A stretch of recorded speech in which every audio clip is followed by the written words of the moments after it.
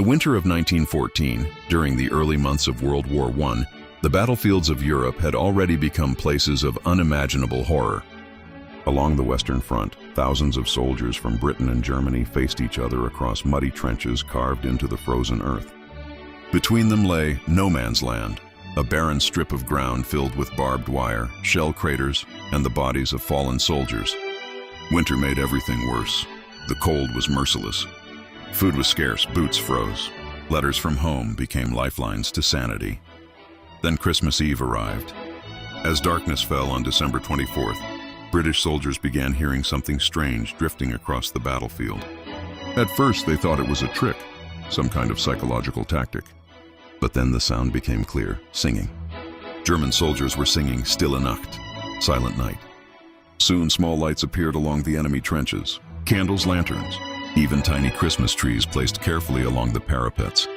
The British soldiers listened in stunned silence. Then slowly, they began to sing back. Carols rose into the freezing night from both sides, voices in different languages, united by the same songs from home. For a moment, the war seemed to fade. As dawn broke on Christmas morning, something unbelievable happened. German soldiers climbed out of their trenches, unarmed, hands raised. Some called out in broken English, "You know shoot, we know shoot." British soldiers hesitated. It could be a trap. But then they saw the Germans carrying gifts, chocolate, sausages, cigarettes. One by one, British soldiers climbed out too, in the middle of no man's land, the very place where men had been killing each other just hours earlier. Enemies met face to face. And instead of fighting, they shook hands. They exchanged food, buttons, photographs, and stories about home. Some helped bury the dead that had been lying between the lines for weeks. Others cut each other's hair or shared drinks to keep warm. In some areas, soldiers even played football on the frozen ground, kicking makeshift balls between shell holes while laughing together like ordinary young men instead of enemies. For a brief moment, the war stopped. No orders had been given, no treaty signed. It was simply a shared decision by exhausted humans who remembered, just for one day, that they had more in common than what divided them.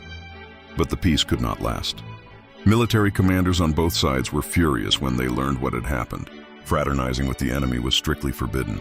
Soon new orders arrived. Artillery fire resumed. The guns returned. The war continued for 4 more brutal years. Many of the soldiers who shared that Christmas would not survive to see another.